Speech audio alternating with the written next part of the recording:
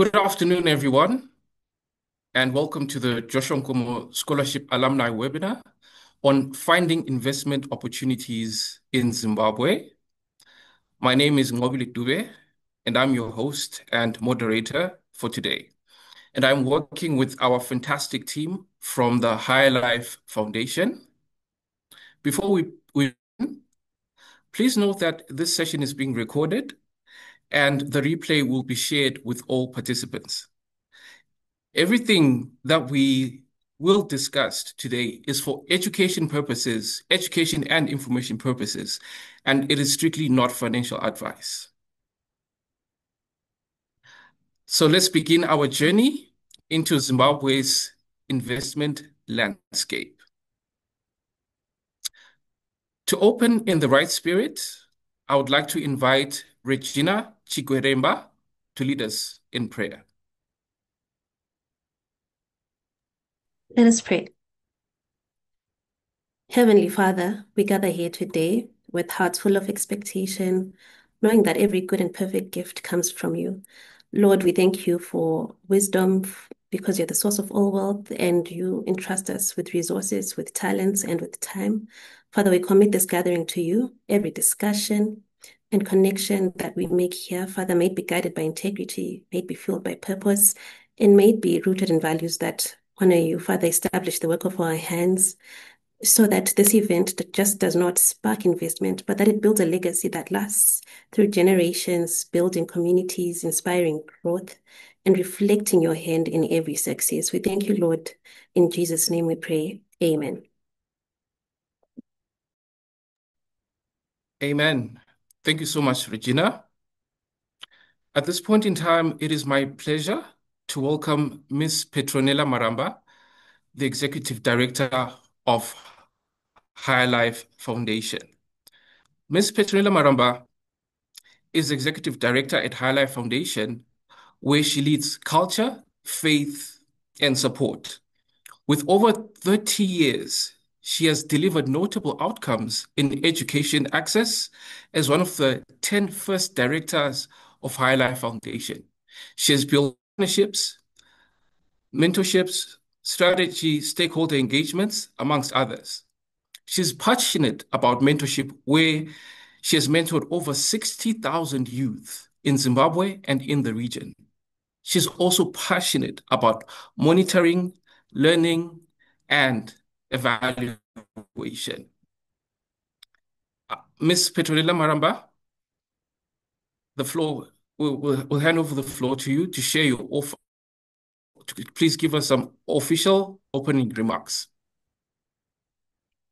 Am I the one who's supposed to be giving the official opening remarks, Monashe?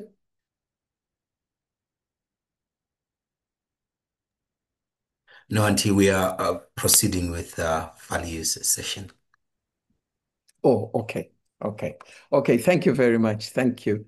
And a very good afternoon to you all. What an honor, what a privilege. And I am not saying it as a cliche, but it seriously comes out of my heart because what part of the who you are, I don't say all of it because you are a product of a whole entire local, regional, and global village. But we are so honored to have contributed a part of what you are today and who you are and some of the great and wonderful things that you are doing. Let me just recognize one person that we worked with very many years ago, and I know they're no longer based here, Regan. It's nice. I remember the energy that he had at the very, very onset when we were trying to establish an alumni, both for our Capenham scholars and also for Joshua Lights. So to you all, but just a special mention of Regan. Okay, you can go on to the first page. I've been asked to just briefly, between 5 and 10 minutes, to give you an overview of who HLF is, because we all joined the scholarship program at different stages. And I am sure some of the things that I will talk about, especially with regard to our strategy, may be extremely new to some of you. Now, who are we? We are a people-driven organization, and we put people at the center of the design of our programs. We are serious about human capital development, and we believe that if you don't invest enough in people, then obviously you are not likely to get the type of results that you would like to get. In terms of our vision, it remains the same. Our vision never changes. I'm sure all of you are aware of that. We provide a platform for people to fulfill their God-given purpose. And one of the things that really excites us is when people discover their purpose and they begin to live lives that are fulfilling because they know the reason why they were created beyond the careers and the gifts that God has and skills that God has given them. Our mission, like I previously mentioned, we invest in human capital development to build thriving individuals, communities, and sustainable livelihoods. And you will notice, I'm sure some of you may be aware, we're not human capital development. We're not just looking at education, but we care about the whole person. And so our approach is very holistic. We care about when you fall sick, we make sure that your health is good enough in order for you to produce the type of results that you and us would like, and also our nation can benefit from.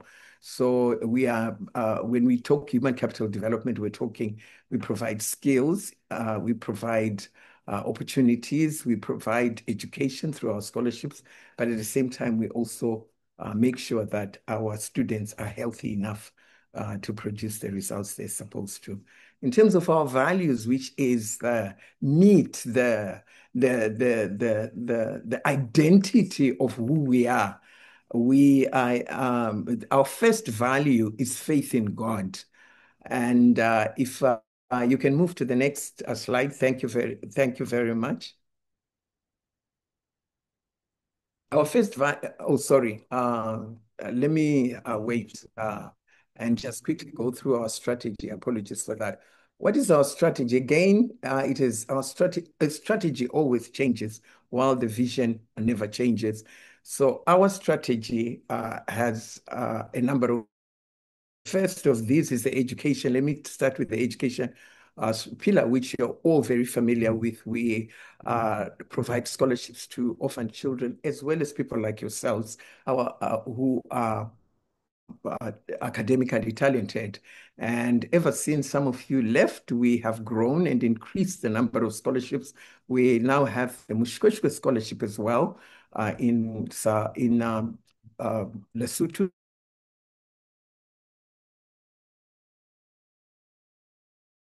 As part of developing human capital development in the nation.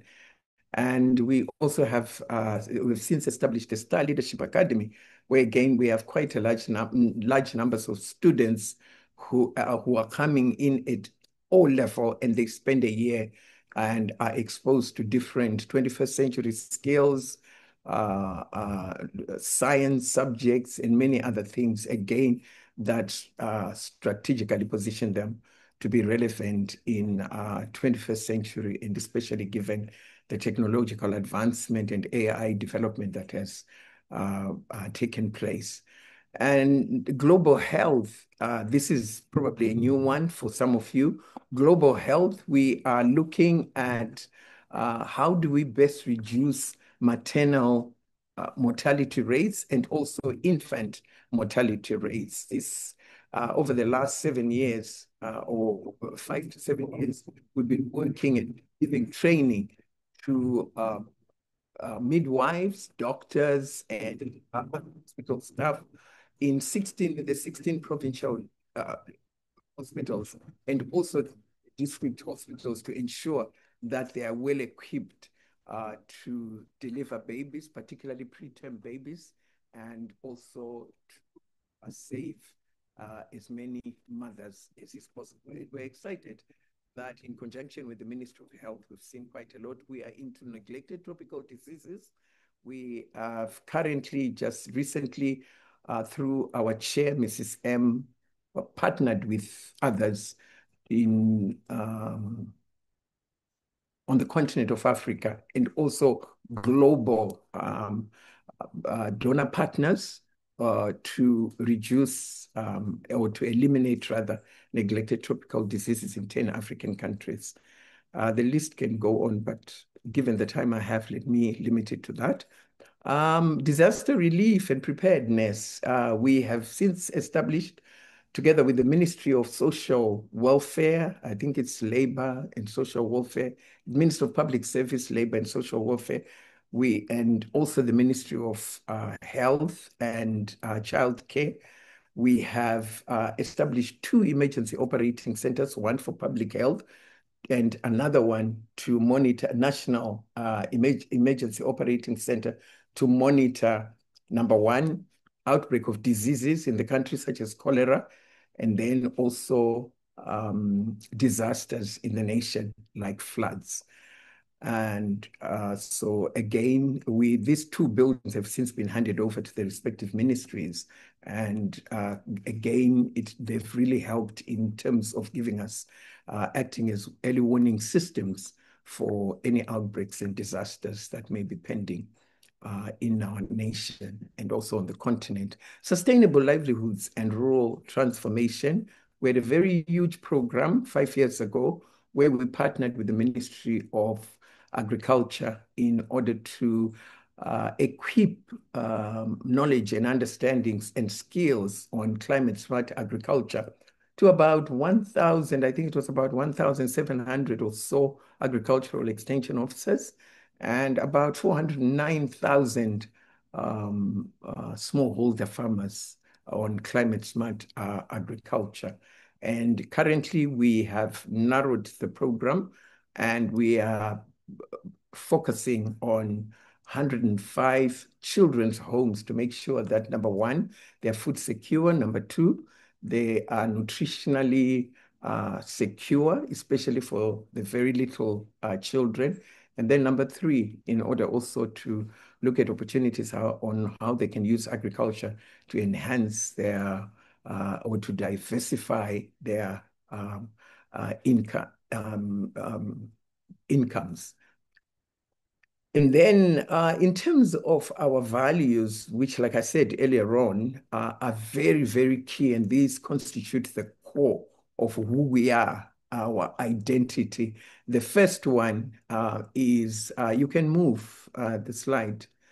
The first one is faith in God. And faith in God is the one that anchors, or it is the value on which is anchored everything that we do, not only in High Life Foundation, but in the whole entire group.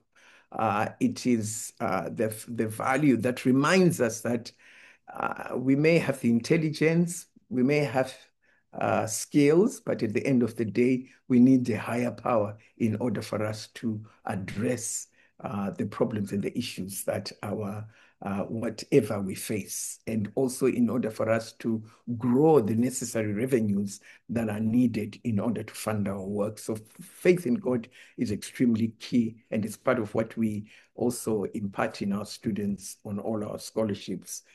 And we're very unapologetic about that one. Number two, I will not follow this sequence. I will use my own, which I find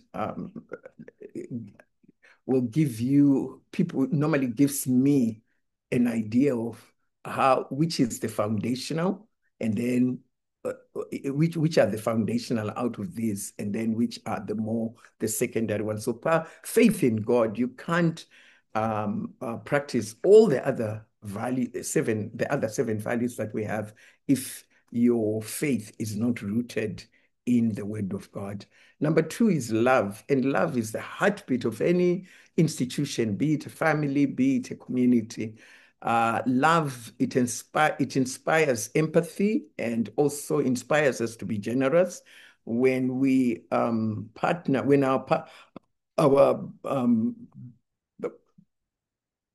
our patrons partner at grassroots level, we also encourage one another as staff members and also even as our students to also partner in trying to address the issues and the problems that we are addressing.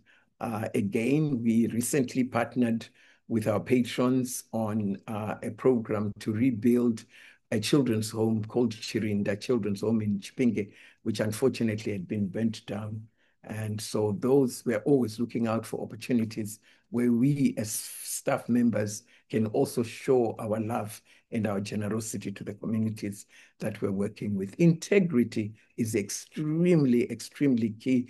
It is what I consider to be an unshakable foundation, because if your integrity, if you do not practice integrity, then obviously there's nobody who's going to trust you. There's no stakeholder who will want to work with you. There's no donor who's wanting to work with you. You have to be a person of your word, and you always have to do the thing, act out or fulfill the promises that you make. And this is at even a very small scale where you promise somebody, I'll phone you, then follow up with a phone call. We don't measure people according to who they are and also what they do or how much they bring into the organization, but we measure everybody according to how God defines them in the Word of God. So each person must be treated with respect and also with honor. Accountability is the engine of our progress. Accountability, we hold each other accountable to one another and also to the highest of standards. We are, again, very similar to integrity. We like to deliver on our promises. We also like to learn from one another. We learn from the grassroots communities that we work with, and we, whenever we can, we organize get-togethers or workshops where we hear what they're working on and also some of the challenges that they face, apart from the information, and that adds to the information that we collect through our monitoring, evaluation, and learning department. Collaboration, again, I don't really need to talk much about that. No one person can ever succeed on their own. Collaboration allows us to multiply our impact, and we've seen this working with governments, working with other donors who we partner with through the goodwill and also the relationship that our patrons have established. So we like to build alliances to nurture our partnerships, and also we value diverse perspectives because it helps us strengthen our strategies as we learn from one another. Knowledge is extremely key. It is the fuel for growth, and I'm sure all of you can testify to that you haven't stopped learning simply because you finished your degrees, master's or PhD. You continue to learn and renew yourself, and learning must never end. We must stay curious. So we encourage our staff members to read, and to read on current affairs, also to stay ahead of technological developments that are happening in the world, so that none of us is left behind. Execution, it's again an engine that allows us to turn our vision into reality. And our scholarship program, through our scholarship programs, we recognize people's potential. But what matters for us is the action, like what you have done, the fact that you have, for as long as I remember you, Joshua Lights have always come together to try and identify opportunities where they can collaborate, work together, and also address a lot of the issues and problems that are in the nation. So execution is extremely important for us. After having acquired knowledge, what are you doing with that knowledge? Responsive leadership, I'll talk more about that later on, but responsive leadership, to us, it means you're leading agility. You are aware of the issues and problems that are around you at every level: community, family, community, national, and also global, regional.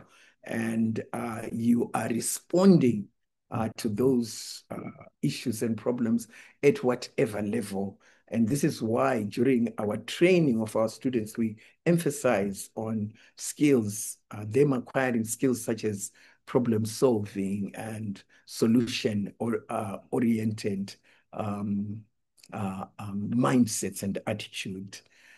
And I will talk as I finish, I will talk just a little bit about responsive leadership, because in the last year or so, we have relooked our Joshua Light scholarship and also Mshweshwe Light in order to really make them more responsive to the issues and problems that are around us. So the first, and we've also expanded the number of Joshua Lights that we're taking. So the first cohort that we have taken on board after this reorientation, the first 200, one of the things that we're expecting them to do is to regularly check in and show the number of hours that they are spending on community service, not just community work that they have identified, but which we have identified and which we believe will drive our national economy and also national development ahead. Engineering, STEM is extremely important in that respect. And we are focusing a lot on bringing on board engineers who can build bridges, who can reconstruct some of the fallen bridges around the nation, which unfortunately are preventing quite a lot of people, young people, children from achieving their access to quality education. So responsive leadership is extremely important to us. And we expect people to, we expect people to develop these values because we have noted and we have proven that they are values that have made us exist for the last 30 years, made us grow exponentially at global level, where we have now become a thought partner in various fields, and where we've also become a thought leader in how development is done and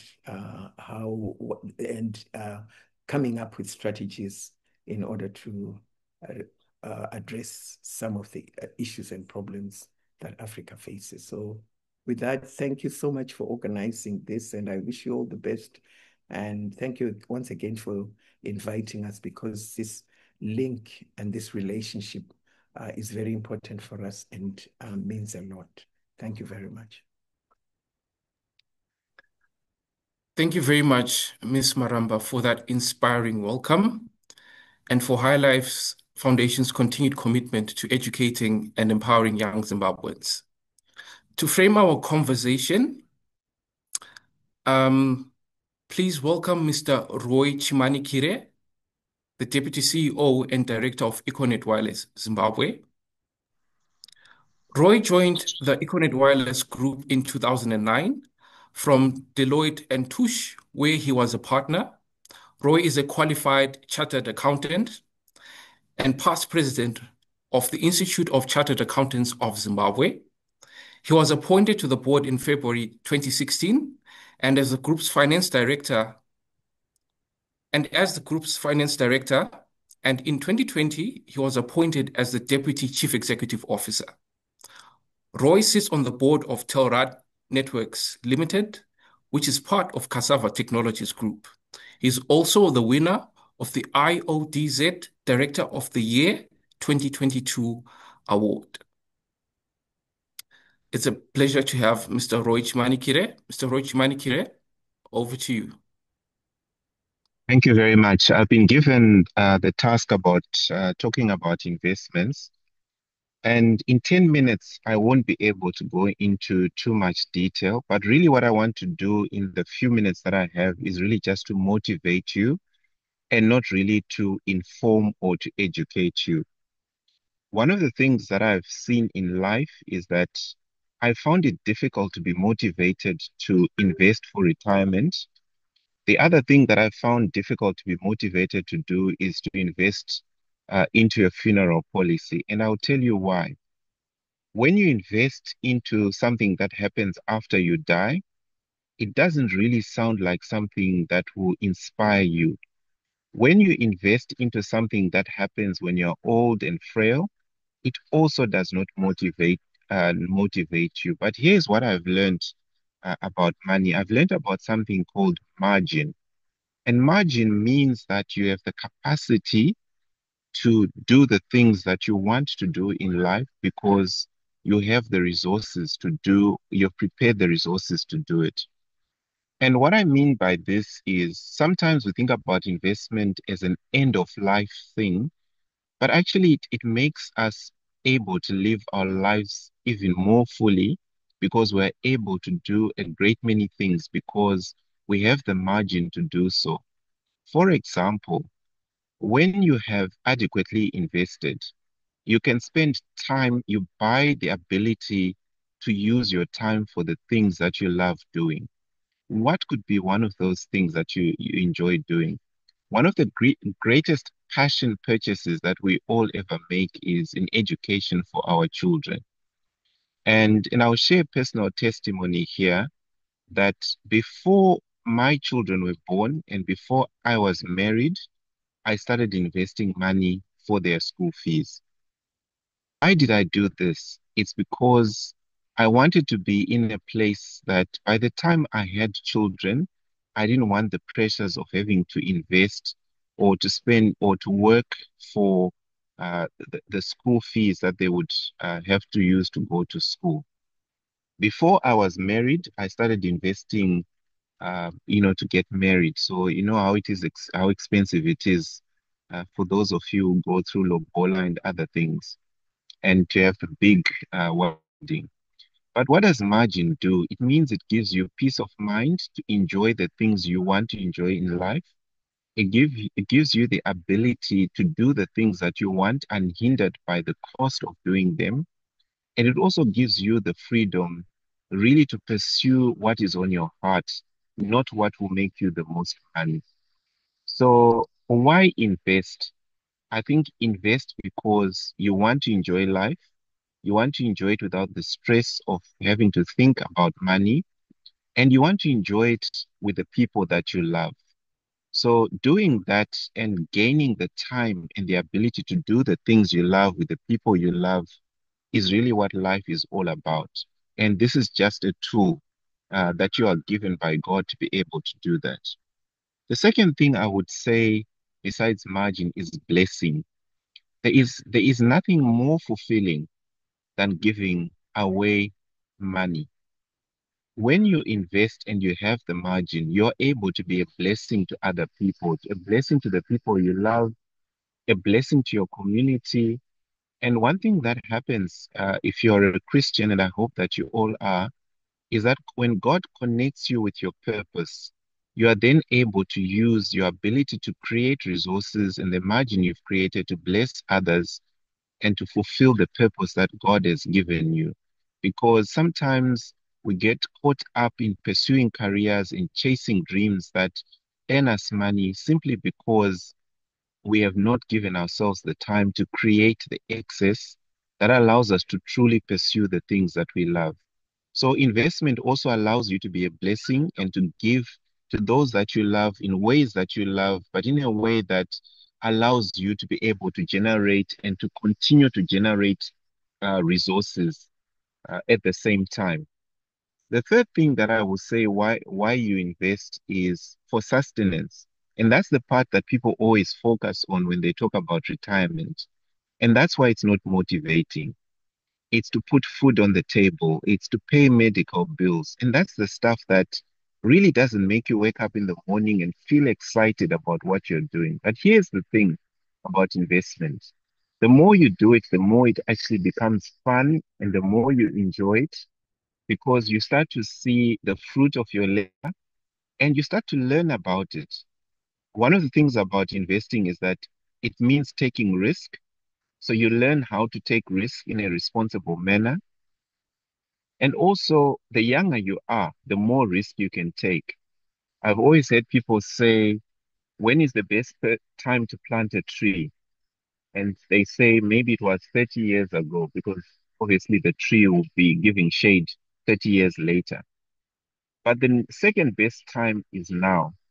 And the reason this applies to investments is that it's never too late, but at the same time, you must be in a place where you are able to make the mistakes early, learn from them, self-correct, and then be able to take less and less risk as you become older. Because obviously, as you grow older, your responsibilities increase and your ability to take risks goes down. So the important thing there is to make sure that you start early. You take the risk that needs to be taken. You pay the school fees because sometimes you will lose money, and that's part of the journey. But at the same time, you're growing and you're learning new things.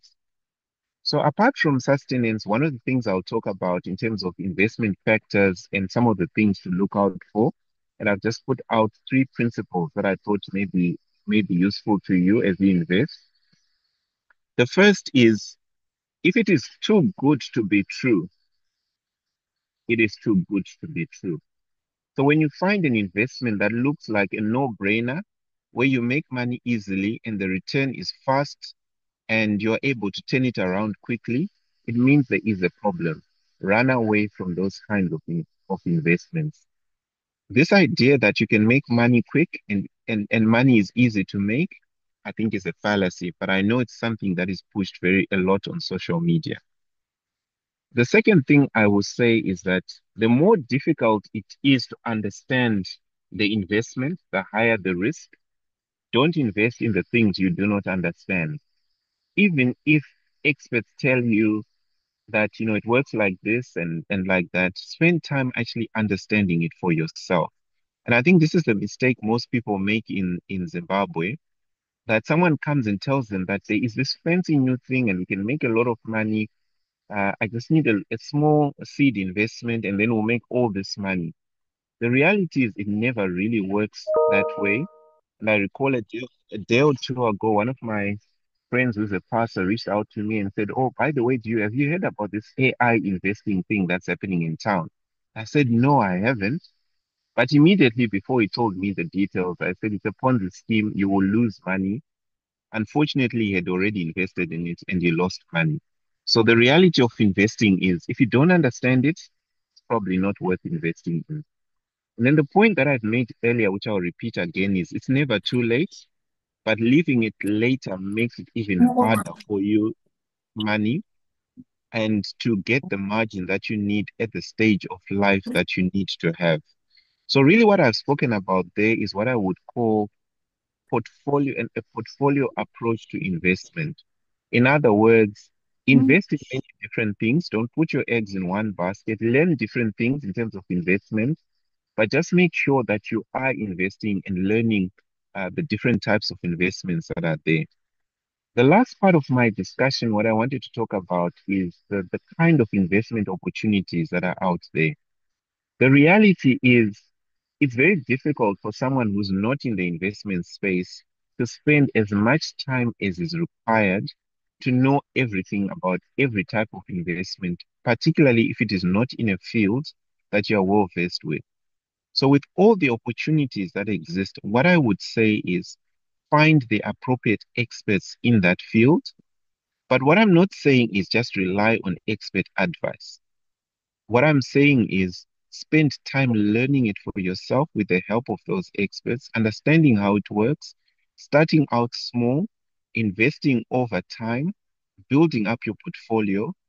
And for me, the way this has worked is one of the things I never really truly understood was the Zimbabwe Stock Exchange and how people made money from stocks. The only way and this was at a time when I was actually very senior as a finance professional. The only way I've been able to learn is by putting money into the stock exchange, losing some money, gaining some money, and understanding the factors, the risks, and the opportunities that exist. I have put money into real estate, lost some money, gained some money, but now I really fully understand what are some of the issues that arise. And some of the advice I've given you on investments, when I've mentioned issues like if it looks good to be too good to be true, it probably is because there were some investments that I thought were too good to be true. And I rushed to put money in those investments. And obviously I lost the money. The thing though that I've learned is it's okay to lose money, but make sure you're not putting your crown jewels, you're not putting the family china at risk. Just make sure that whatever you lose, you're able to recover. And sometimes from your portfolio approach to investments, you lose money in one type of investment and make money in another, which covers your investment. And I always say to myself, a certain portion of my strategy in terms of risk is speculative. So I'll invest in things that may sound improbable, but sometimes it's just for the fun of it. Because once you start, doing investments, you actually start to enjoy it. And what could be one of those things? And you might be curious to say, what is speculative? So something speculative could be, oh, by the way, there's a feeling that with all that's happening in America, the gold price is going to go up. The reality is it might not, but it might also go up. The reality is it might even go down. But you can make a speculative investment and you could either win or lose. If you win, you could win big. If you lose, you could also lose big, depending on the type of investment you have done. So, to come back to the original question of why should you invest for retirement, which is the question that was put to me and that the question that I was asked to speak on. Invest for retirement not because you want to retire rich. Invest for retirement because you want to enjoy life. And starting to invest means you will have the margin to be able to do the things that you enjoy, which means that even in your later stages in life, you don't have to work as hard and you can continue to pursue the things that you truly love.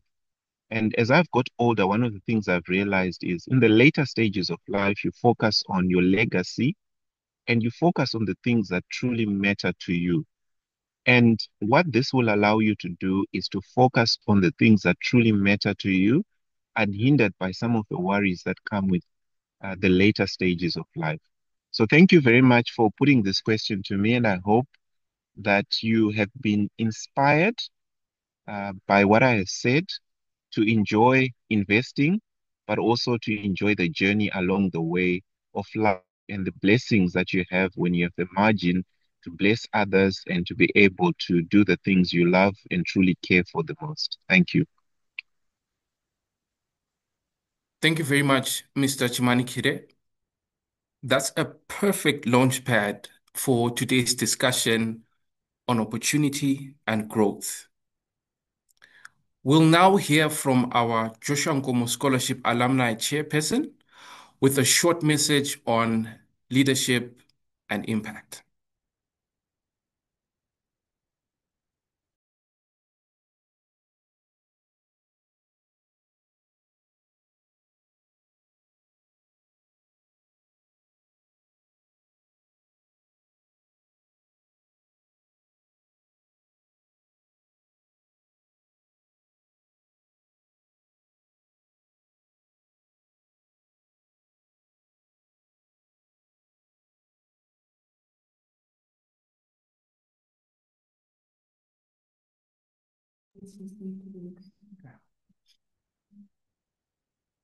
Okay, in the meantime, we'd just like to encourage all our participants to also get involved in the discussion.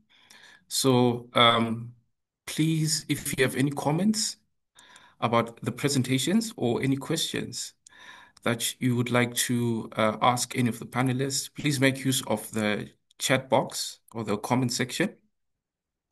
And we will gladly read out a few of those comments later on as when our panelists are making their presentations.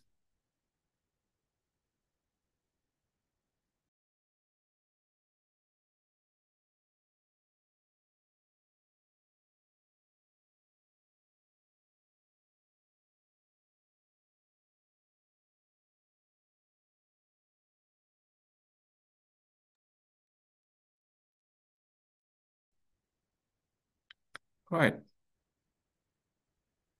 So I've just been informed that we will now dive straight into our panel discussion.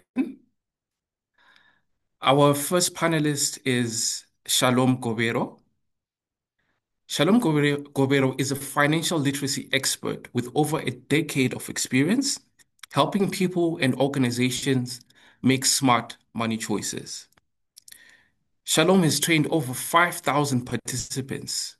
She co-hosts finance shows in Shona and Isindebele and authored the Personal Finance Game Plan. She is a 2023 Mandela Washington Fellow, and I'm proud to say that Shalom and I worked together during the fellowship. And our team presentation on investment opportunities in Zimbabwe won the Best Country Presentation Award. Shalom, it's great to have you here. Let's jump straight in. Thank you so much, Nqobile. Thank you for the invitation, and also I hope you can hear me clearly. Yes, we can hear you clearly. Excellent. Yes. There we go. Thank you so much. I think there's a Yes, presentation that Tinaya will be beaming on the screen. that's okay. There we go. Excellent. So let me know, can I go for it? Or I'm hearing from you, so you can ask me questions. I'm also available to do that, but I could go straight into the presentation. That's all right. Maybe let's start off with a simple question for the benefit of our participants today. What does investment really mean? And what are some of the common investment vehicles available here in Zimbabwe? Great. Thank you so much, Nqobile, for the question. If we can start off, I think the next slide actually tells us a little bit about, the answer to your question. And I want to start off with a few questions to really say, what does it mean to be able to invest? Before I actually give you also the definition. So typically we ask the question, are you ready to invest? And I saw this online and I thought it would be a good picture just to show you some of the ways that you can kind of outline, okay, am I ready to invest or not? So there are many questions you could ask yourself, but these five, it's saying to yourself, do you have enough money to embark on investment? Do you have a savings or an emergency fund? Are you clear on your goals and do you have a regular income source? Because that's the starting point. I think I really loved what Roy was talking about to say you want to create a margin. And you can only create a margin if you do have regular income and you're also able to say, I've got some savings that I have for me to actually start investment. So let's go to the next slide, which then goes into the definition. And I wanted to use definitions that help us to sort of clarify in our minds the differences between saving and investing. So first part is saving money. That's putting aside a portion of your income in a safe place with the intention of using it in the future. So we really say saving is like you're keeping money. You're putting money aside, you're keeping it, right? And typically we say you should save for something that is short term in nature. Anything that is a year and below, you can save up for it. Savings are important because they just help you to achieve short-term goals, to cover emergencies. We live in a very financially unstable environment. There are a lot of financial vulnerabilities in our environment in Zimbabwe. So you need to be able to cover your emergencies. And then thirdly, savings is actually the pot that provides you with seed money for investment. So back to your question, what really is investment? Investment is basically or essentially converting your active income into assets, which can provide you with an income in the future or over time. What do I mean by this?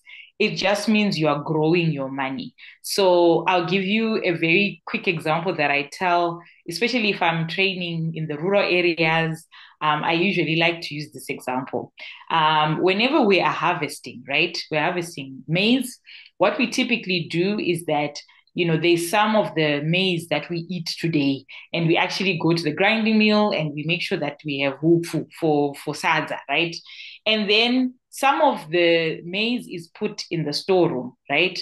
I would equate that to saving, right? So we put some of the grain into the storeroom, and I think in Shona I would call it the lura, right?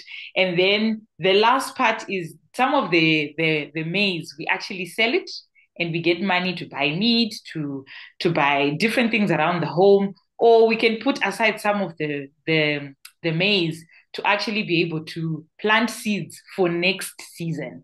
And that actually is what we call investing. You are now saying, what I have, how can I grow this money?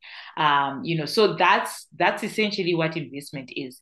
Investment is saying, I've got my active income, I'm maybe being paid as a salary, or I'm getting income from my business or from whatever job I do. I work as a consultant, so I get paid as per contract. Whenever I get paid as per contract, I have to be very deliberate to put some money aside for the household expenses, to put some money aside to achieve my short-term goals, and then finally put some money aside that I actually invest. Maybe I'm buying a small asset that helps me to have some income, either over time, which is passive income, or in the future, right? As I grow my money. So investment is critical because you want to increase your disposable income. I love what Roy was talking about, creating margins. We shouldn't just live for paying bills. We should live our lives and create a legacy, create wealth for the future. And then finally also securing the future. So those are some key definitions. I feel like it's important for us to understand what we're talking about when we say we are investing. So if, let's say, somebody has got 3 different businesses that they are running all at the same time, maybe they are an airtime seller, they're a vendor, they sell tomatoes at the same place, and maybe they do some farming, and then they sell chibagi at the end of the season.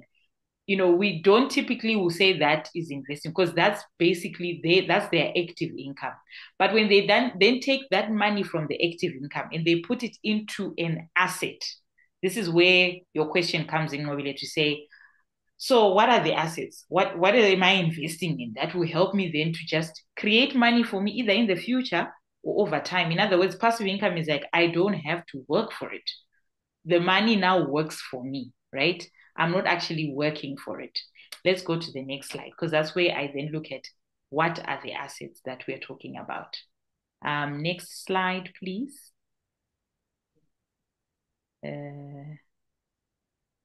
My slide mover has forgotten. Whilst we're waiting for the slide to load, maybe if you can tell us, Shalom, what are the practical steps that ordinary Zimbabweans can take to start growing their investment portfolios right now? Excellent question. So the first thing is to really say to yourself, what are your goals? What are you working towards? If you define your goals, that helps you to say, okay, this is what I'm working towards. So as a good example, it may be you want to be able to build a home in the next 5 years. That's a long-term goal.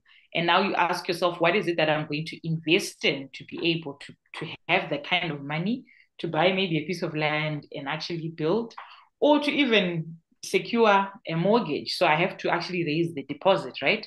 And be able to secure a mortgage. So the first step is, what is your goal? In fact, if you speak to any financial advisor, the first thing they ask you is, what are your goals? Because that's crucial to any investment. You need to be clear what your goals are. And then when you're clear on what your goals are, the next part is to say, from the money that I actually have, what can I do in terms of like organizing your income? So this is where the budget is very, very important. We cannot skip this conversation, skip the budgeting conversation. A lot of people live without budgets. I do coaching sessions, I do training sessions across the country. Trust me, a lot of people live without budgets because they say Zimbabwe is difficult to budget in, or we're earning zig and all sorts of things. But you've got to budget. The reason why you're budgeting is because you're doing what I just spoke about.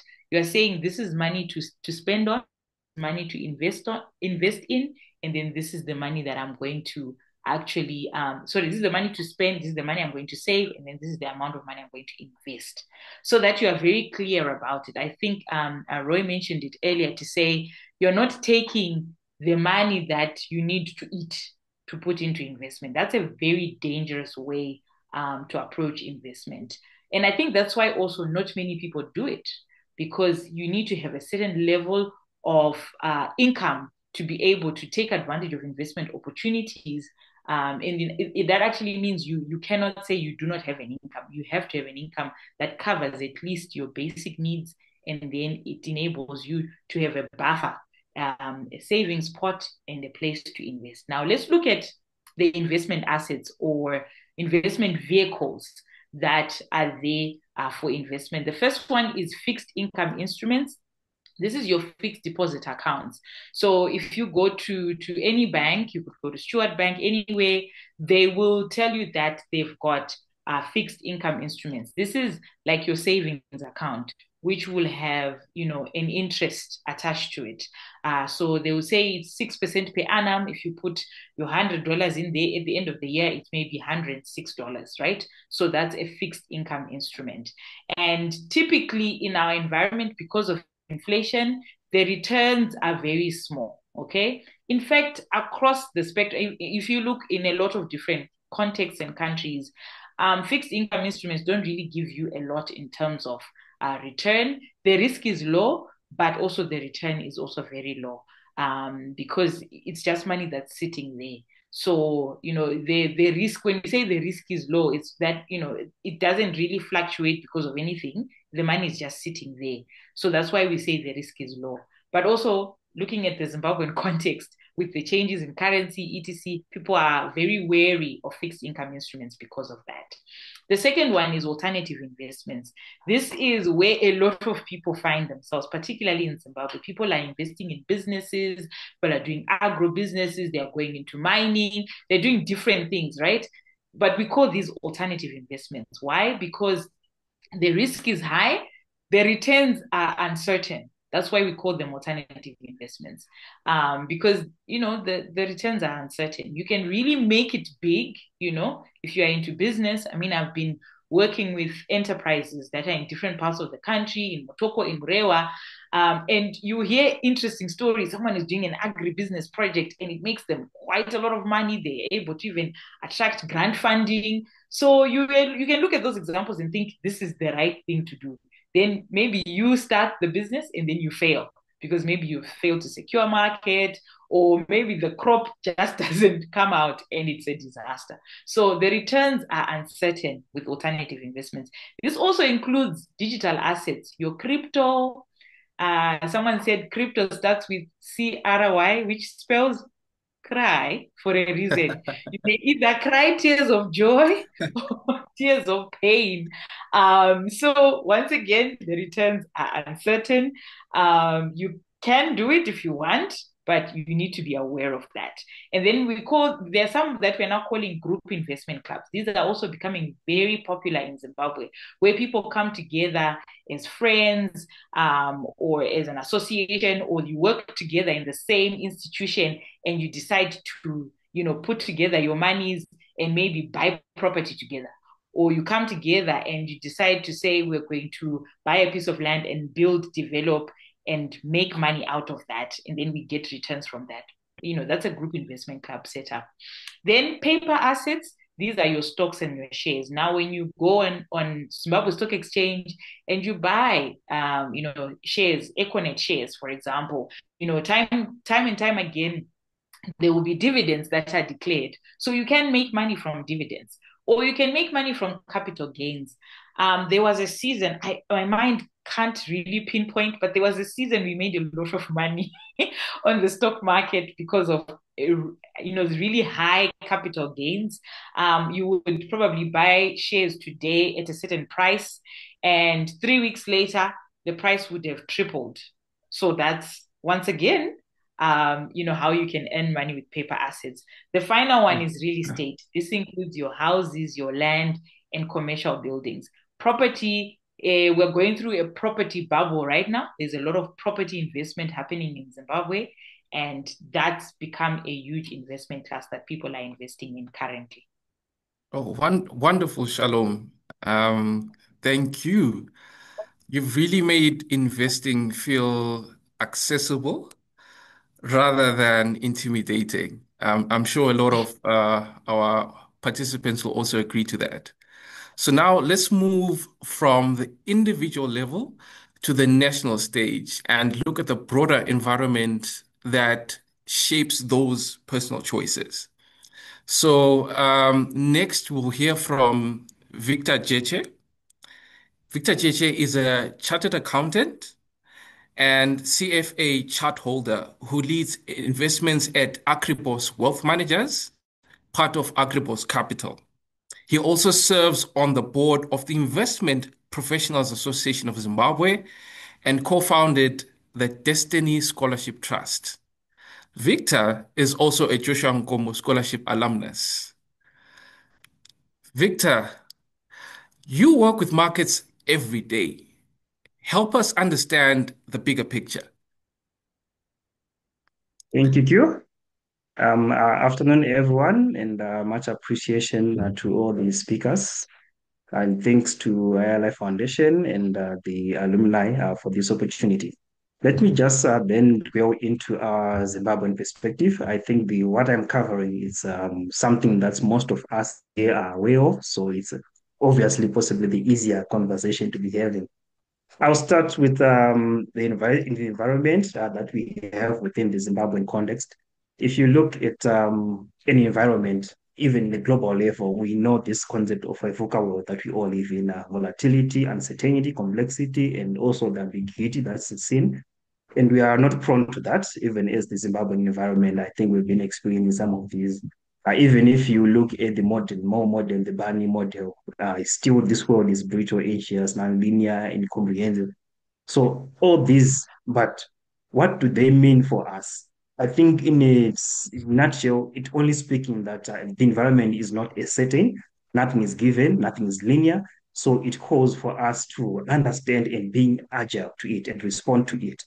So looking at the environment that we have seen within the Zimbabwean perspective, the economic environment, I'll just run through maybe a quick economic context, which is around creating the right environment for growth. I think that's what every government or every state will be aiming to do. If you look at this year, 2026, obviously a better year in terms of macro fundamentals, mainly on the growth, GDP. We are looking at a growth of 6% coming out of a drought season, and agriculture has been booming. I think tobacco is seeing record volumes. That should tell us something that there is an opportunity to attack somewhere, somehow.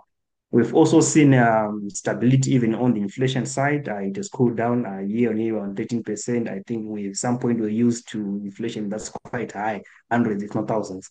The reforms that we have seen on the ZiG or the local currency ZWG, we've also sort of contributed to this slowdown in price shocks. Then we have also seen a good metric again, diaspora remittances. They've risen above $1 billion US in the first half of 2025. It signals you can actually see that Zimbabwe has had these diaspora remittances much stronger compared to the FDI. But it also signals an opportunity that's there to attack for some us who are the institutional investment space or even as an individual, try the alternatives that we've been talking about. Liquidity crunch is something that we are seeing, but what it tells for us in the environment is that whoever is liquid is the king. In simple terms, cash is king. And it also tells us that there is the informal sector is actually cash rich.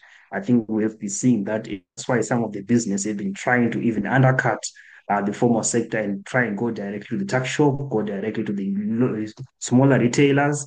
This is because that we know that's where the money is. Bulk of the money in Zim is not within the formal setup. We have seen the cash balances and everything. The unaccounted for within the informal space. That's where some of this diaspora remittance is lending. And then if we can also talk about exchange rate stability that we've seen, yes, it allows obviously as an environment for better planning and execution. I think our last devaluation was like over a year ago. Then lastly, growth stimulation. I think we have seen government spending infrastructure, the road networks that we have been seeing. This opens the possibility of new business. If you are to look, for example, the roads that are being done in Harare, recently I was driving down Cape, you see them tarring it, trying to get to Blair Road. That corridor already is a surge in industries coming up. The same applies to the opened roads, the widened roads. If you speak of the Mashingo Road, it tells you that maybe there's a business case now for somewhere in the middle of Zimbabwe, somewhere in Chivu, was where you needed to take an hour or spend, or what kind of time to arrive. It's now significantly lesser time.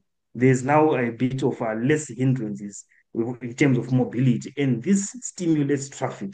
And with traffic, obviously brings a business case for some people to be looking at. Having No, said that, that's maybe yes. okay. No, Yes, that's yes, really please. interesting, Victor. So in short, you're saying that there are opportunities, but it's about how we navigate the risks smartly. That's that's that's Definitely.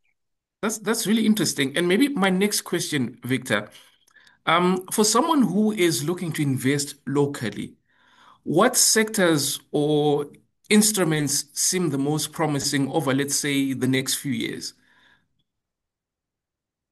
All right, perfect. I think yes, it obviously brings to the next one. For now, definitely, within Zimbabwean space, I think we have heard about the bubble in real estate. People call it a bubble, but we see it as a current opportunity as long as we are getting it the right price. So real estate is definitely an area to be investing in currently. The returns that we're seeing there, they're quite significant. If you are to talk of the rental yields, yes, they are around 7 to 10% per annum, but the developmental profit is where the game is. If you participate in development of a certain project, be it clusters, be it stands, because there is that surging demand and it's continue going to be there, even across the new corridors that we are talking about. If you are to go down a new road that has been opened and go and do some shells, factory shells or industrial shades, or in a farming community, those kind of that's sort of the future potential investment that you can be looking at in real estate. Agriculture, I have alluded to a rebound season. Definitely, there are always opportunities there where we can leverage and support with other farmers who are affected by drought. If we can start a business, say today, that's leasing or renting out irrigation systems, pivot irrigations, this can actually transform the agricultural output in the other areas where it is not being done commercially or where are deemed to be commercially not as viable. Mining has always been there. I think I will not touch on mining. Then also, yes, the smaller or the other sectors like your manufacturing, where the SMEs are thriving. I think we have seen transformations within the plastics, bricks, cement industries. So this is simply people who are out there and bringing new technology. I think as Joshua Lights also, we have the privilege of having some way of the exposure. We are in economies that are vibrant, that have the new technology. Just look at how are we manufacturing this thing? How are we dealing with wood? If we bring a new machinery that transforms this thing, it's a lead, it's an opportunity that we have within that manufacturing space. Distribution has always been there, and even on services, we have heard of the microfinance institutions how they have taken over the lending business on the short-term side. This has been the prerogative of the banks to support people, even on overdrafts and everything. But we have seen microfinance is playing in that role. That's also because of how informalized the market has been doing, or how we have seen going to the informal space of things. Thanks, Q. Back to you. No, thank you so much, Victor. I think the information that you've shared is really encouraging. It really shows that the landscape is more diverse than people often think. And you've really set the stage perfectly for our next speaker, who will take us, globally. And so now we zoom out to the global stage, rather, with Denzil Takunda Mutsikiwa. Denzil is an investment banker and merit scholar pursuing his MBA at Georgetown University. Smart. Please excuse me if I mispronounce this. At the university's McDonough School of Business. Yeah, you're He very works right. with, thank you. He works with Jeffries in New York, supporting M&A and capital raising transactions. Previously, he worked at Old Mutual Investment Group. He managed a $150 million portfolio and helped raise $10 million for Zimbabwe's Renewable Energy Fund. He is also a Joshua Nkomo Scholarship alumnus. Denzil, You've seen both Zimbabwe and global markets. Let's start with the big picture. What key trends are shaping global investment flows right now? And where does Africa and Zimbabwe fit into that picture? All right, thanks a lot, Nqobile, and thank you for having me. Yeah, so definitely like we're seeing a shift in terms of global investment trends, and many of them are really relevant to Africa and Zimbabwe, of course. I'll probably more focus more on the African and Zimbabwean context. So we are seeing a lot of large rebound in terms of FDI into Africa. There was a report that was recently released by the UN Trade and Development showing that Africa's foreign direct investment have actually increased significantly by about 75% over the last 2 years to 97 billion. We're seeing increased share of that global investment pool for Africa, whereas we have increased from 4% of the pie to about 6% as of 2024. So investors are obviously going beyond traditional markets, developed markets like here in the States and also in Europe, to more frontier emerging markets where they see opportunity, one, to diversify their own portfolio and also to grow their returns. But another key investment trend that we are seeing is impact investing, especially around Africa and obviously sub-Saharan Africa, which has quite a significant share of global impact investment flow of about 12%. And the key industries has been obviously agriculture, health, energy, technology, finance. And investors are becoming more interested in having returns that have measurable social and environmental outcomes. Then we're obviously seeing a key focus on things like governance, stability, and scalability, where investors generally perceive frontier markets or emerging markets as risky, and they're now more selective and demand a certain high level of transparency, of governance structures, and also of clear growth trajectories.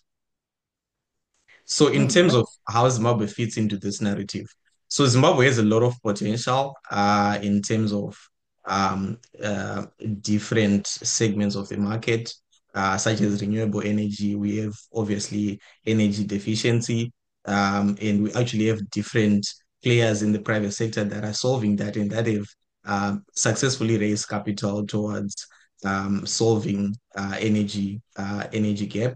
We also see opportunity in fintech, either be it payments, be it cross-border payments and local innovations. We are seeing those solutions getting interest.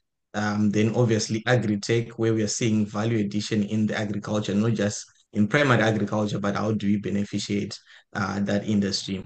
Similarly, with mining, we are seeing also mineral value addition. There are a couple of projects that are focused on value addition that are getting interest from DFIs and also international investors.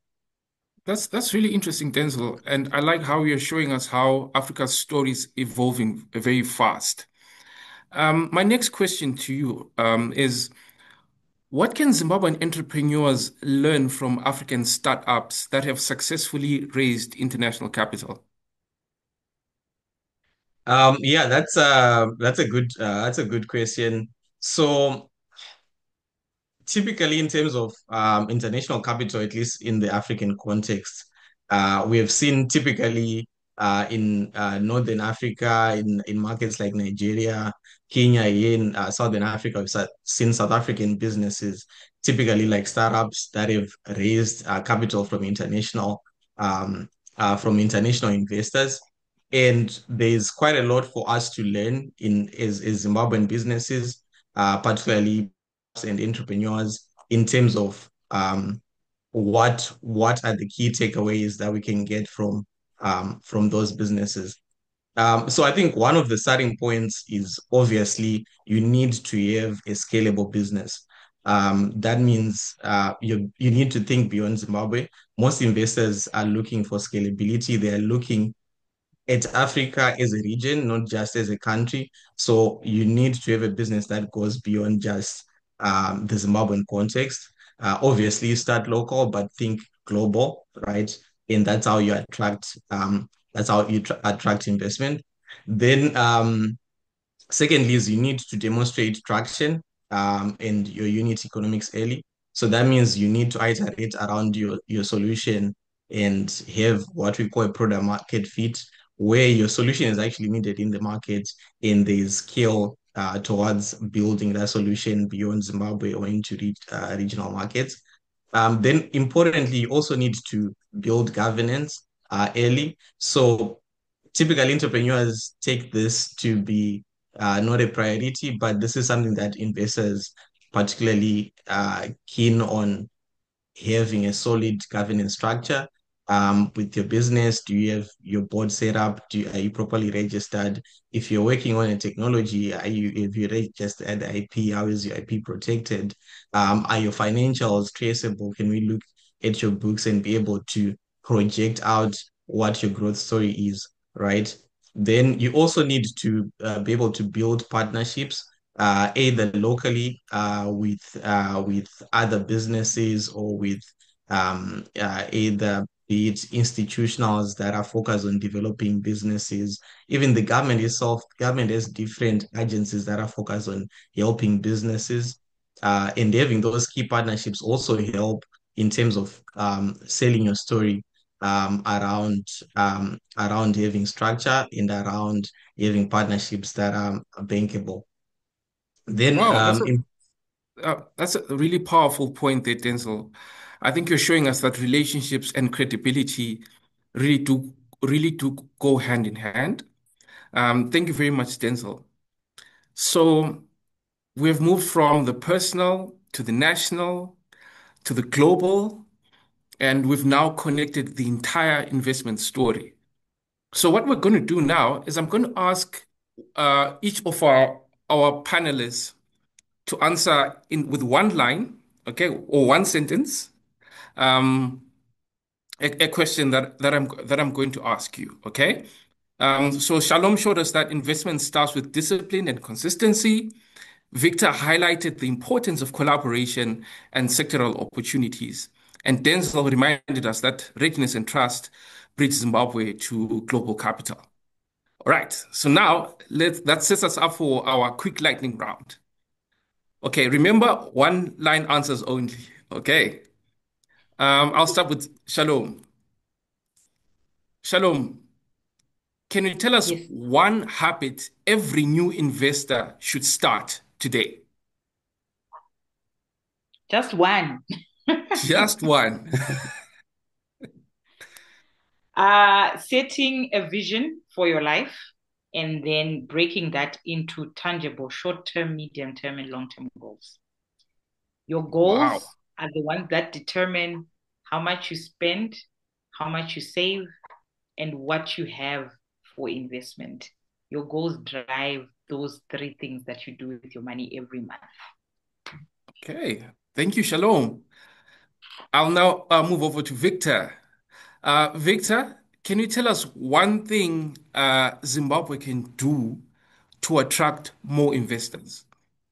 Just one thing. All right, thank you. I think for us, it has always been the issue of economic stability. If we can bring that stability in terms of the currency, I think we have the USD or much currency ending in 2030. If we can at least just uplift that uncertainty, people who are coming in, they want to bring in the capital. That if they're coming into Africa, we're not getting much of it because there is no certainty. Let's just uplift that experiment. Okay. Denzil, one sentence. What is the biggest trust builder for entrepreneurs seeking global partners? biggest trust builder. I For think it, entrepreneurs yeah. seeking global partners. I think definitely the team. The team is a key thing, especially when it's a business that's still starting up or that's still growing. The biggest value that an investor is really betting on is the team. So have a team that not just the technical team, but even your advisory team leverage the network that you have with the scholarship alumni, with people in the diaspora that help really give credibility and also expertise and value add to what you're working on. Okay, that was brilliant from all of you. You can all agree that the answers were concise, clear, and very practical. Thank you. Thank you for all our panelists. Okay, so our wonderful audience, it is your turn now. Okay, so we're now entering into the question and answer segment. So what I will ask you to do is please type any questions in the comment section or chat box, okay? And we'll take as many as time allows, okay?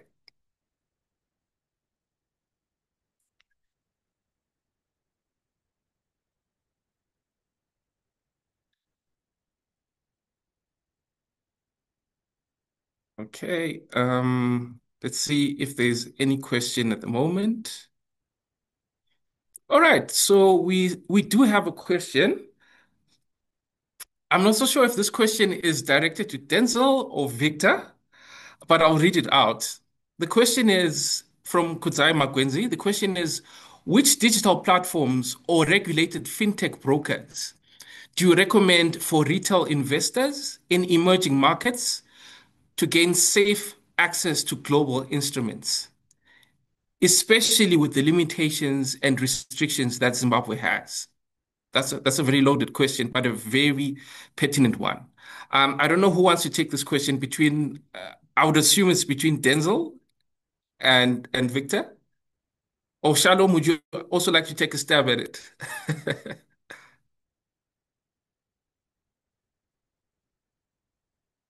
Victor, if you could kindly unmute your mic. Yes, thank you. Please All right, proceed. yes, I will possibly just attempt, and I think Denzel can always come in. So, in terms of the platforms, I think you would want to go with those that we know that they have sort of affiliation, or maybe they are known by our regulator, who is RBZ when it comes to movement of currency, the exchange control. I think the one that I can name, maybe there are two. There is what we call Exande, Exande, EXANTE. They are an international trading platform, and they have presented their case to the RBZ, and I know that they have visited them. Not that, as we have said, the disclaimer, this is not like investment advice, but you obviously need to do your own additional homework, but that's what comes to mind. Then we also have Prospero. I think is being offered through Profit Advisory. That Prospero platform is well for individuals. It sort of like allows you to pick something, although it's more on the personal investment portfolios, not necessarily trading. For trading, I would just maybe throw in Exande. Okay. All right. I think that was a very good answer. We have another question. I think this one is a very interesting one. The question is, are there any investment opportunities in pharma, health, R&D? I'm not so sure what that is. Health, manufacturing, devices and meds, and service delivery in the Zimbabwean context. Maybe Shalom, would you possibly be able to engage that question? Yeah, I could speak into this. Yeah, there's a lot of different varied aspects, mostly in the health space. But there's a lot going on in health. So I think the big issue there would be to just look around the issues to do with licensing and all that, because it's a highly regulated industry. There are a lot of licenses that you would need for that. But the opportunities are there. In fact, there's actually also a lot going on around health accessories are coming into the market as well. So businesses that are doing quite well, But like I said, there's a lot of issues around licensing that you would need to be very clear on before you jump into that. Maybe Victor, you want to add to that as well. Yes, and actually, there's a question that I think is also directed to Victor. This is coming from Anderson. The question is, with the real estate boom, do we have banks providing long-term mortgages? And the Anderson is saying that he's been struggling to leverage on his title deeds in Zimbabwe. Maybe Victor, you could engage that question. Thank you. Unfortunately, obviously, I think it comes to this issue we are talking around, which is expiring date of 2030 in 5 years' time. So the bank cannot actually extend a long-term mortgage as long as it is in that currency of USD. Then also, even if it's in ZWG, there is the liquidity crunch in the local currency. They do not have that capacity to also issue out long-term mortgages on it. But there are ways that you can still sweat your assets. For instance, I've been speaking around those who are within the microfinance space. If it's a case whereby you want to unlock something, you can actually bring your property, you can lend your property. We have seen those who are in the microfinance who are looking for properties to use as collateral for borrowings. So you can actually rent out your property as collateral, or you can try and structure something around where you can put as collateral, but in the MFI space, the downside is that it's not long term and it's more expensive than your conventional banking sector. But currently in Z, maybe that's the only option you can unlock a bit of funding out of your property. Okay. Thank you very much, Victor. That will make it our last question. Um, actually, maybe there's just one more question with the limited time that we have. Um, I think this one might be also directed to you, Victor, as well. Okay. Or rather, Denzil as well, if you could also attempt to answer. The question is, what is the best way to ensure the bankability of long investments in light of the unreliable currency changes? I think this is a very, very pertinent question. And I think I don't know who wants to take this one, Victor or Um, Denzil? in, Yeah, I'll just quickly go first. I think there are two things that you need to ensure in your investment. Is the issue of cash flow generation in hard currency. As much as there's a timeline to it, but there are ways where you can extend it beyond that with the 2030. For instance, if you are to tackle a project that is export, in so many ways you have created future flows of hard currency from the export earnings, and that then makes it bankable in terms of its ability to generate hard currency into the future, regardless of what's happening in Zimbabwe. There are always structures that can be done around it. Maybe that's a quick one. Okay, maybe a quick one as Yeah. well from Denzil, because this one I think is directed to you, and that will be our last question from Kudzai Sure. Makwenzi. The question is for professionals in developing economies seeking exposure to global equities or funds, would you recommend starting through an investment banker, a licensed asset manager, or directly via digital brokers? All right, thanks. Oh, that's probably more directed to Victor, but yeah, I'll just take a step at it. Yeah, so like what Victor had said earlier in one of the responses, it's always best to start with a regulated entity, right? So SECZIM, Securities Exchange Commission of Zimbabwe, does regulate investment bankers, regulate stockbrokers, asset managers, and each of those offer a suite of products across their different asset classes, different exposures. So I'll always say it's best to start with someone who's registered, an entity that is registered, that is traceable, because that's give a certain level of credibility and assurance. Then once you start getting that experience, you have done your homework, you can start exploring other options. All right. Thank you very much, Victor, Denzil, and Shalom. That was really great engagement. A special shout out as well to Victor and Denzil, both Jeche Scholarship alumni, who are really carrying the legacy forward. So at this point in time, before we close, we're just going to give you a quick updates on some of the work that the Joshua Nkomo Scholarship Alumni Network is doing. I'll just quickly read some, if the slide could also be played.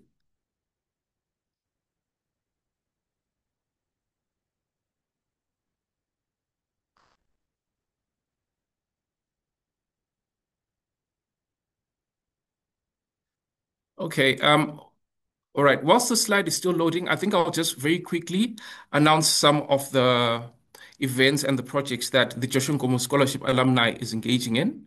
So, firstly, we have the mentorship program, starting with the legal department. So this is a legal mentorship program that is designed to provide structured, high-level guidance to all student lawyers affiliated with the institution. So the primary objective is to bridge the gap between academic study and professional practice by connecting them with established alumni lawyers. Okay, so at the moment we are recruiting patrons. And students who work with the patron finalize the mentorship matching process and curriculum schedule. And then the other program that we have is also the health profiling initiative for children. So this particular initiative is going to be a partnership with High Life Foundation. So the mission is to leverage the skills of our alumni medical doctors and professionals to visit charity homes sponsored by High Life Foundation and create comprehensive health profiles for all children residing there. And the primary goal of this particular initiative is to ensure that these vulnerable children receive targeted, structured medical care based on accurate and complete health data. And then the final one, I believe, is our alumni initiative launch event. So the location is still to be determined, but it's most likely going to be in Harare, so I've been told. And the purpose of this particular launch event is to celebrate our 2025 graduates and integrate the new alumni and launch our 2026 program initiatives. So that's the legal mentorship one, the health profiling initiative. And also, to network, to help these new graduates network with the alumnus of the Joshua Nkomo Scholarship. So we have a lot of exciting programs and mentorship programs. And I just want to give a quick reminder to all Joshua Nkomo alumnus who are in this meeting, in this webinar. Please register through the alumni portal. Okay, I believe that I believe that the link has actually been shared in the comment section. Please identify that particular comment and then use it to register on the alumni portal. Okay, so to officially close, would like to welcome Pastor Pilani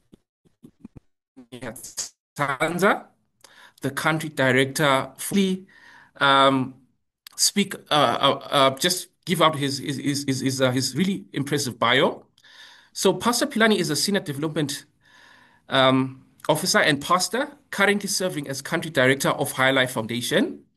His work spans youth development, education access, and leadership pipelines with a focus on building strategic partnerships. He leads country strategy, stakeholder engagement, and operations, aligning program outcomes with monitoring, evaluation, and financial stewardship. Pastor Pilani frequently represents High Life Foundation in high-level engagement and is known for values-based leadership, community service, and results-oriented collaboration. Pastor Pilani, welcome, and over to you for our closing remarks. Well, good afternoon, and thank you very much for a very insightful and very energetic session on the JNSF alumni network. So has Regan decided not to even say a word? or he was unable to unmute.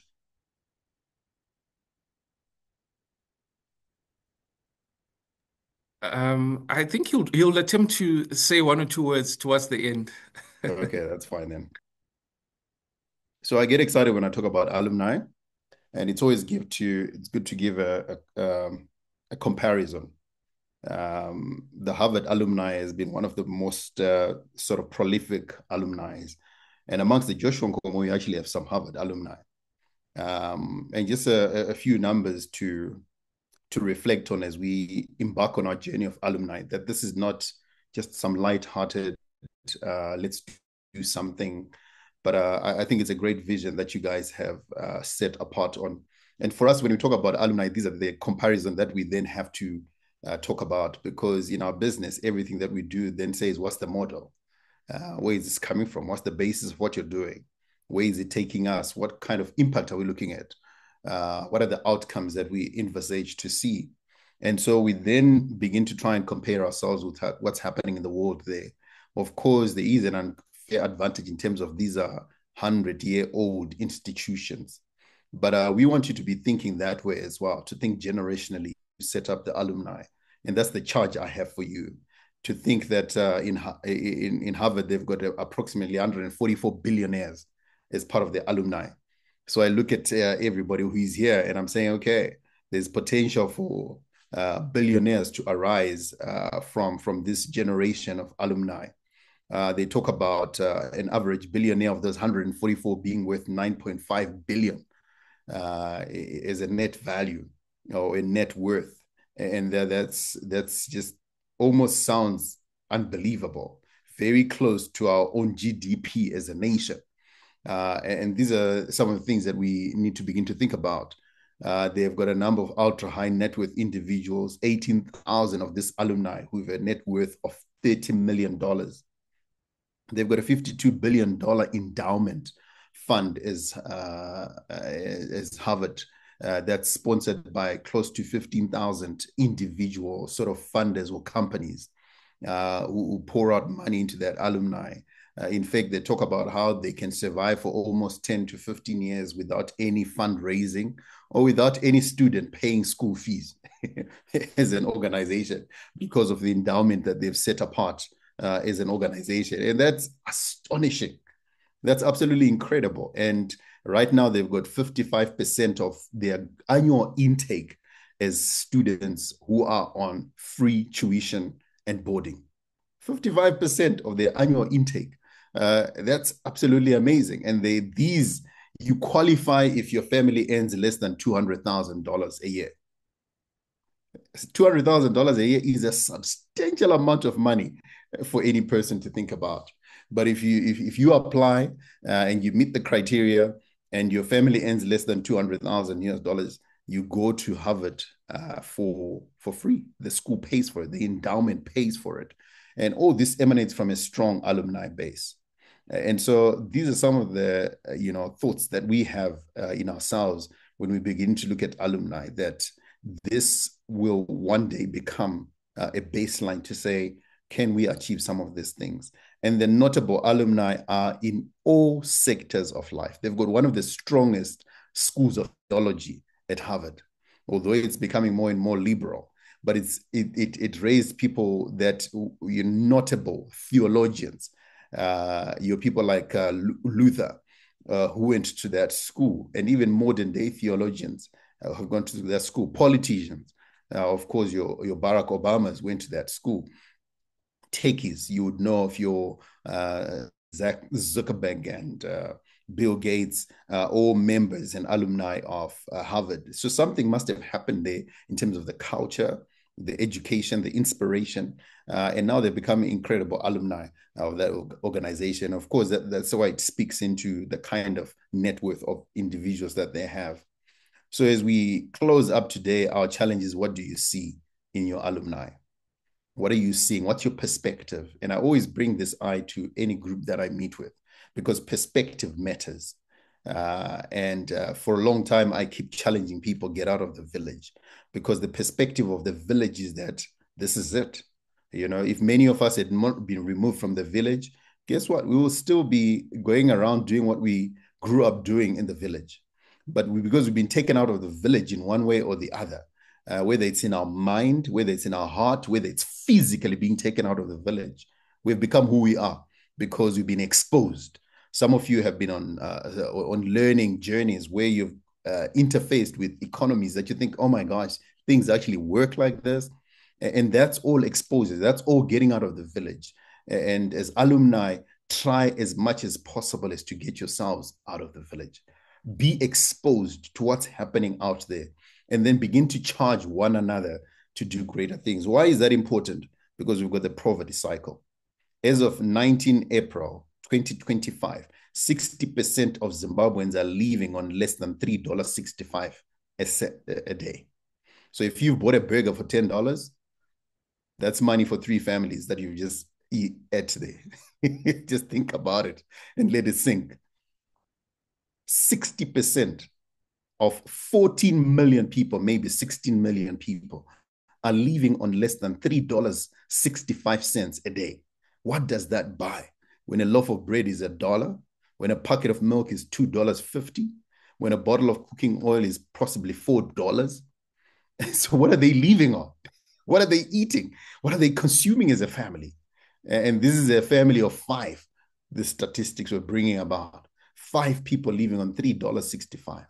And for us, High Life Foundation, that's where the heartbeat of the patrons is. How can we fight poverty? And most probable cause of this poverty emanates from a cycle. You're born poor, you live poor, you die poor. And it becomes a culture. Poverty becomes a culture of the mindset. It's not a political thing. It's not a religious thing. It is just a culture which has become as a result of a context of policies, of all kinds of things that are taking place in a nation. And so we come in with education because it's been proven that education can make some serious inroads in countering poverty. And so if we can break that cycle roundabout where the band-aid is here, if we can provide education to as many people as we can, we then create a critical mass of people who, from that onset of education, can begin to create employment, find jobs, and as a result of that, escape the poverty cycle. Once one escapes the poverty cycle, the likelihood of them becoming the savior for our entire family is very high. We've seen it work. We send one child to school, they make it in life. Guess what? They take over the rest of the family and sometimes even the rest of the clan to make sure they go over. So we want to break the poverty cycle. And that's the basis of everything that we do. Human capital development, catalytic investment that Auntie Petro was talking about, value-driven leadership. All these are elements of breaking the poverty cycle. In other words, we're saying we are tired of being poor in Africa. We are tired of the connotation that we are poor. And therefore, we want to try and do something about it. So as you come together as alumni, the charge is, let's break the poverty cycle. But it depends on what you see. It depends on the kind of baseline you're setting yourself up with. Don't make it too small a thing. Don't be a chicken and just constantly look on the ground, but be an eagle and begin to see far of how this alumni can scale greater heights. Some of you are working in economies that are already thinking about, the next millennium, to say, what are the solutions for the next millennium? You have heard of crazy things of people in China creating breast milk in a lab. That's just crazy kind of thinking, but they're doing it because you can do it in a lab. And that's the kind of inspiration and empowerment that we hope this alumni would achieve and would continue to do. And as High Life Foundation, we will continue to do our part in breaking the cycle by providing and giving access to education to as many young people as you can. You would have heard that for the first time this year, we have taken on 200 Joshualites instead of 50. So we've jumped 3 times to say, let's take on more, because we see the potential of breaking the poverty cycle through STEM education. So God bless you. We'll continue cheering you on, and we'll continue to be there to support as much as we can. But we thank you so much for the initiative and all that you're doing, for taking the first step to breaking the poverty cycle. God bless you and have a wonderful journey of some crazy, wonderful things as an alumni. Thank you very much. And back to you, Nqobile. Thank you very much, Pastor Pilani, for that uplifting message.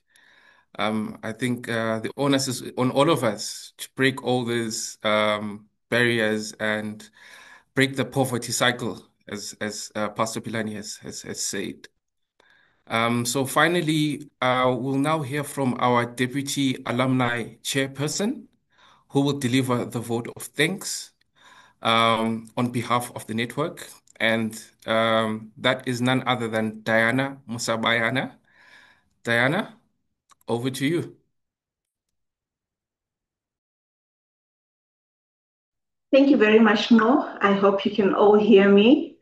Good evening, everyone. As we conclude this session, I have the distinct pleasure of offering a heartfelt vote of thanks on behalf of the JNS alumni. What a truly insightful and inspiring event this has been. And first and foremost, I would like to give our deepest gratitude to our exceptional speakers and our panelists, Mrs. P. Maramba, Dr. Roy Chimanikire, Pastor Pilani, Shalom, Denzil, as well as Victor. So your time, your expertise, and your willingness to share these candid and invaluable insights on finding investment opportunities in Zimbabwe have been the heart of today's success. And thank you for making the time out of your incredibly busy schedules. And we are all living here a lot wiser because of you. So an event of this scale simply could not happen without the tireless support and teamwork. We must recognize the phenomenal efforts of our JNS Alumni Organizing Committee, which is led by our chairperson, Regan Chisi. We especially want to highlight the dedication of the team for their countless hours spent behind the scenes managing the logistics as well as promoting this event. So your commitment to the JNS community is really inspiring.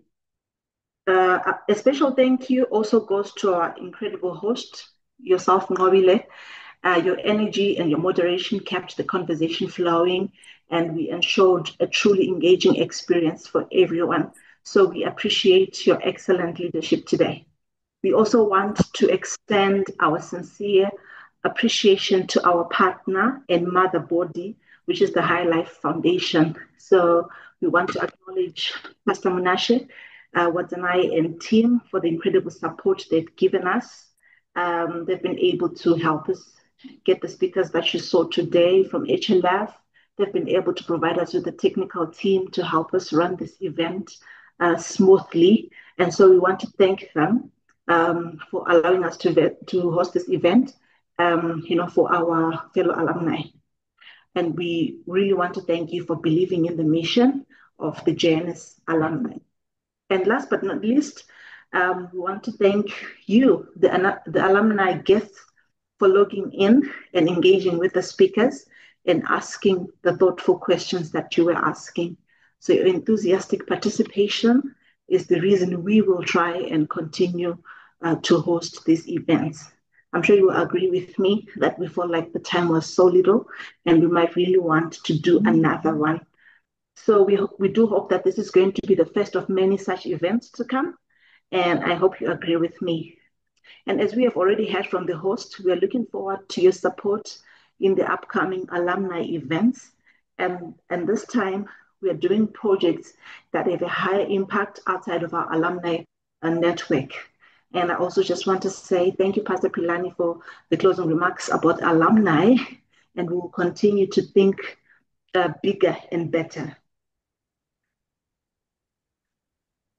So we wish you a wonderful evening and we look forward to seeing you at our next JNS alumni event. And thank you so much, and back to you, Nqobile. Diana, thank you very much for those heartfelt words.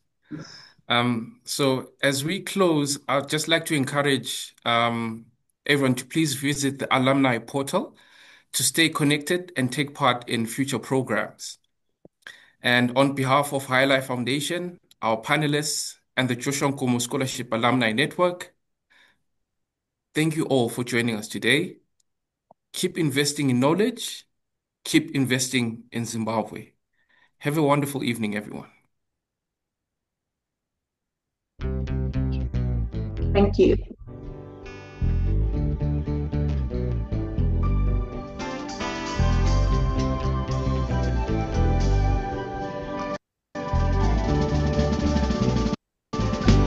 Hakuna hama kupita mambo